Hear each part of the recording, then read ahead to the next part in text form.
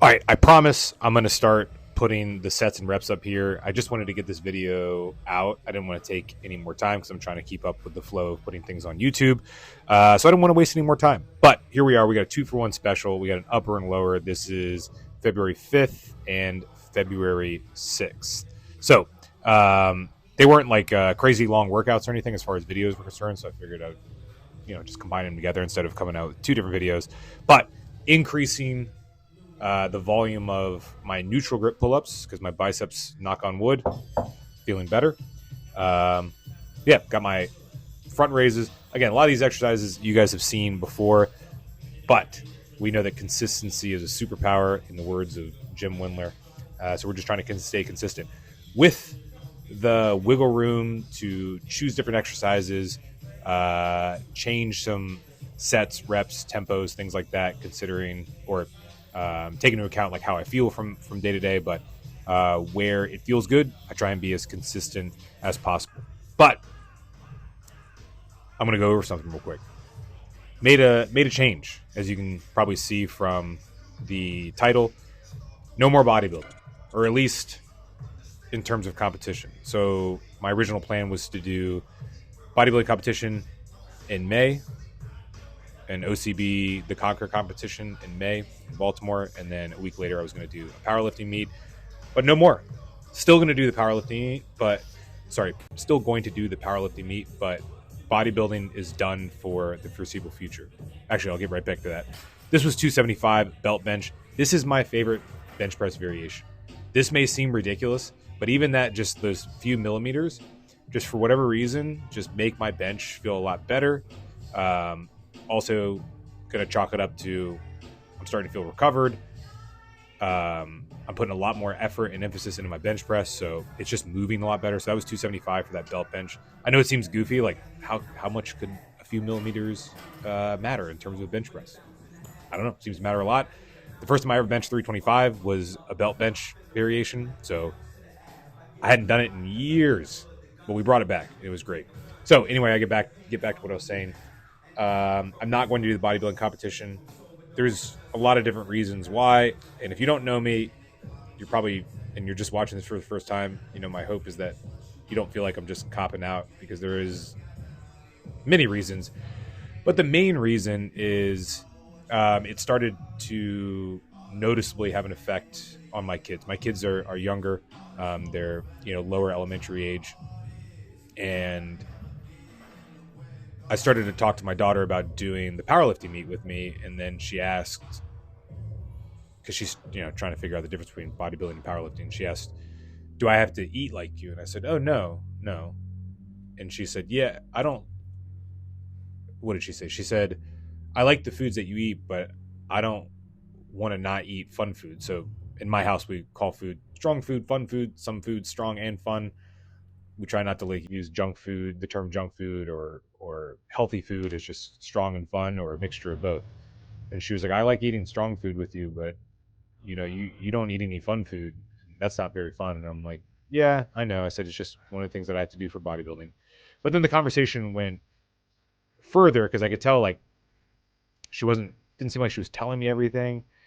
And then I said, does it do you feel bad, or how do you feel about that? Dad doesn't eat pizza with you on Fridays, or other fun food with you. And she's like, "It makes me sad. It makes me feel like you're not participating with us." And for any of you who have kids out there, the moment that your kids tell you that something you're doing makes them feel sad, it is a automatic dagger to your heart. So that was like the absolute main reason. So I just kind of continued to ask her and probe the question. I'm like, so I'm like, "It makes you sad that I don't do those things?" And she said, "Yeah, and brother has his birthday coming up, and you're not going to eat cake, and she's like, that's just not fun and makes us sad." I'm like, "Oh man." So I didn't really realize that, because the first time I did bodybuilding was in 2024, and they were younger, so I don't think it quite computed to them that I wasn't participating in a lot of things, but it definitely has now. So, yeah, I mean, that was the main reason. And then I got home and I asked my son, who's even younger, and something that I thought that wouldn't even register in his mind was registering in his mind. And I asked him, I said, does it make you upset or sad that dad doesn't eat fun food with you guys on Fridays, or when we go out to eat, or, other places where we have fun food? And he said, yeah, I want you to eat fun food with us. And he's like, it's not fun to eat fun food when you don't eat it with us. And I was like, man, that sucks. So I didn't really realize that was going on. So some of you might think that's a big deal. Some of you might not think it's a big deal. For me, it was everything. There were some other reasons in there, but I mean, that was primarily the other reasons I could have dealt with, because I did the first time. But this with my kids, I can't. So yeah, is what it is. But on the flip side, still doing the powerlifting meet. And then I'm trying to find one for my daughter and I to do together. She seems interested, and I want to facilitate that interest. So that's where we're at. No bodybuilding for the foreseeable future. I don't want to say I'm completely done. Like I said, I'll be 39 in April. It would be cool to win a pro card in the Masters division when I'm 40 plus. That probably won't happen until until my kids are a little bit older.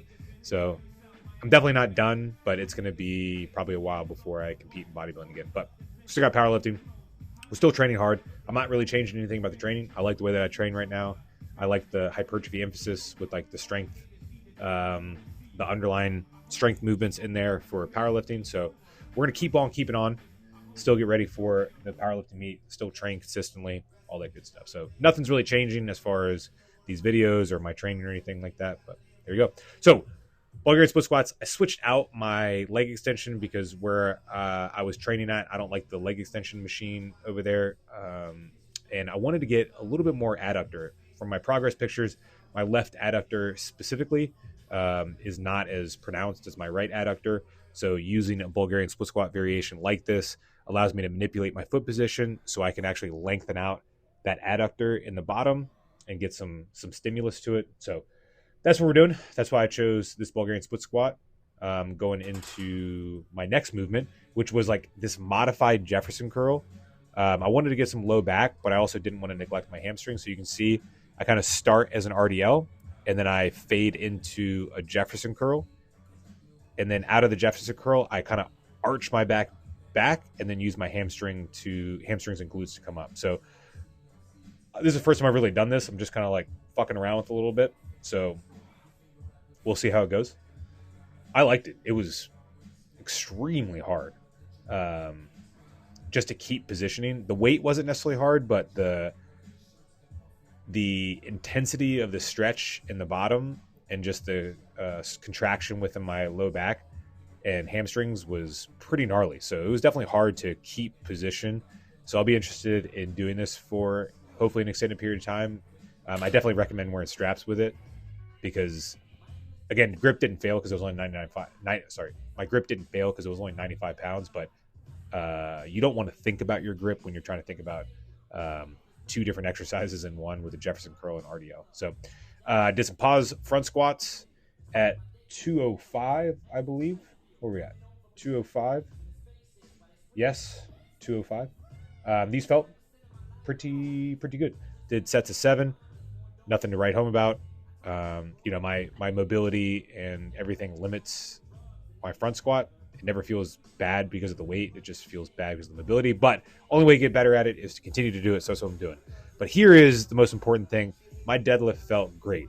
It's only 295. I realize if you watch other videos, I've said before, I'm intentionally trying to keep this light, but keep movements fast and keep technique on point.